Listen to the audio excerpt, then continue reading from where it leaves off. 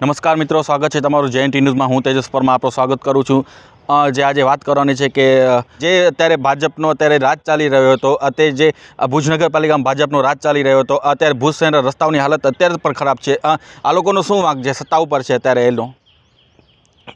જૈન, મારું નામ ખલીફા મોહમ્મદ હુસૈન અને વોર્ડ નંબર 3નો ઉમેદવાર તરીકે અત્યારે જે હાલની પરિસ્થિતિ વોર્ડની અંદર એ જ છે જેઓ આગલા 15-20 વર્ષ પહેલાં જે હતી। વોર્ડ નંબર 3 તો અત્યારે હું વોર્ડ નંબર 3 વાળાને એક કહેવા માંગીશ કે આમ આદમી પાર્ટીને વોટ શું કામ આપે, એનું શું કારણ? એટલે કોંગ્રેસ ત્યાં 20 થી 25 વર્ષથી ચૂંટાય છે અને ભાજપ પર ચૂંટાય છે। જો કોંગ્રેસને કામ કરવું હતું ને કામમાં સફળ ગઈ હોત તો ભાજપ જીતી ન હોત। ને ભાજપ કેન્દ્રમાં પણ ભાજપ, રાજ્યમાં પણ ભાજપ ને ભુજ નગરપાલિકામાં તો 40 વર્ષથી ભાજપ ને ભાજપ 5 વર્ષ સુધી એ જ વોર્ડમાં નિષ્ફળ જાય તો શું કામ બીજી વખત પર ભાજપને વોટ આપે? તો આ જ ઉદ્દેશથી અમે કોઈ રાજકીય વ્યક્તિઓ નથી અને અમારા કોઈ પેઢીઓથી પણ કોઈ રાજકારણમાં આવ્યો નથી। અમે આજ અમારા વિસ્તાર, હું પોતે રામનગરી વિસ્તારનો જાઉં ને હું જ રહ્યો જાઉં।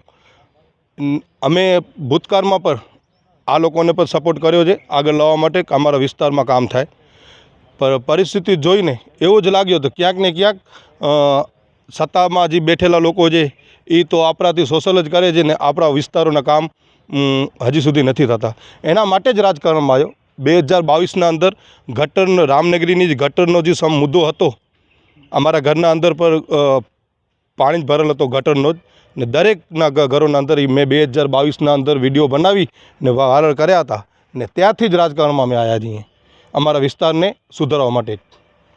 તમે જે રાજકારણમાં આવ્યો એ વાત તો તમે અલગ છે કે વિકાસોના નામ લઈને ભુજ નગરપાલિકા ખાલી મોટા વાયદાઓ કરતી હતી।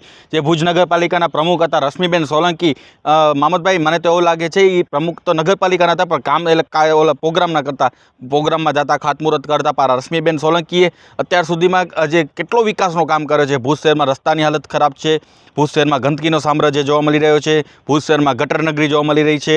આ રશ્મિબેન સોલંકી જે ભુજ નગરપાલિકાના પ્રમુખ હતા એનો કેવો વિકાસ થઈ રહ્યો હતો, તમે કેવી રીતે જોવો છો? વિકાસ તો અમે પ્રમુખશ્રીનો એ જ જોઈએ છીએ કે હાલના અંદર આખા 1થી કરી એ વોર્ડ નંબર 1થી કરીને 11 વોર્ડના અંદર રોડની ને ગટરની તો આખો ભુજ જોઈ રહ્યો છે કેવી છે કામગીરી।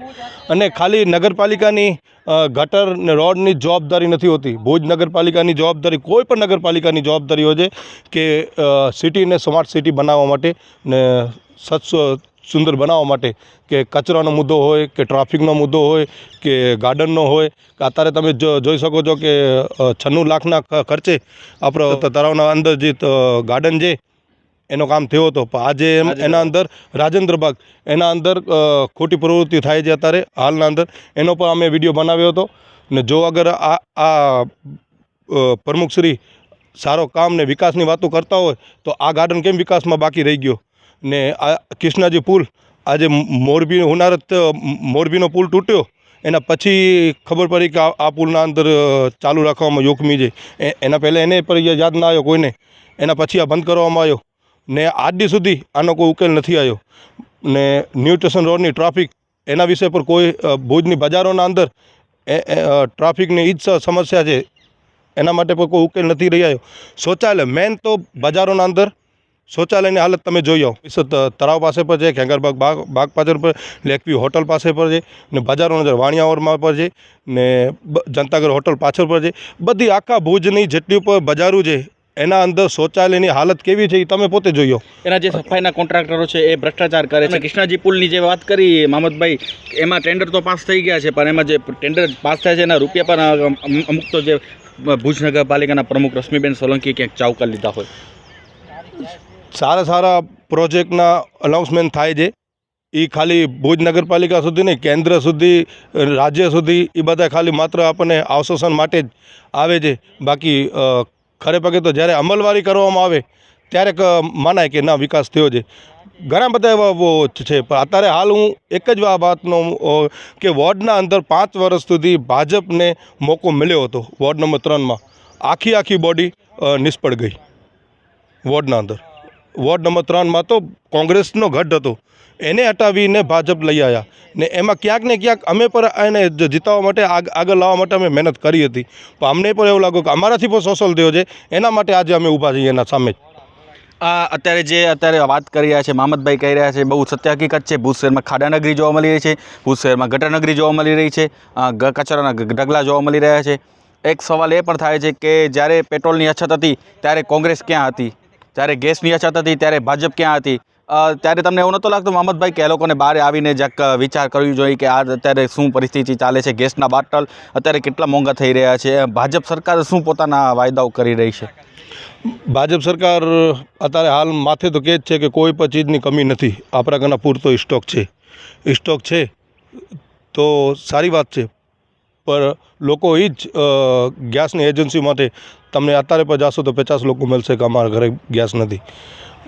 રહી વાત પેટ્રોલની, તો પેટ્રોલની તો અફવા હતી કે સાચો અર્થ હતો. અફવા હોય તો એક સિટીના અંદર હોય, તો દરેક આખા ગુજરાતમાં ન હોય ને ગુજરાતથી ચાલુ થઈને પછી આખા ભારત દેશના અંદર એક ને એક વસ્તુ કે આ વસ્તુને અફવા હતી, તો અફવા ફેલાવવાનો વ્યક્તિ કોણ હતો એને પકડો. આ કોઈ નાની વસ્તુ નથી કે પેટ્રોલની અછત થઈ જાય ભારત દેશના અંદર, ને ભારત દેશ નાનોય નથી તો સ્ટોક તો હોય જ. તો આ જે અફવા ફેલાયો એને પકડો, તો સાબિત કરીને બતાવો કે અફવા હતી.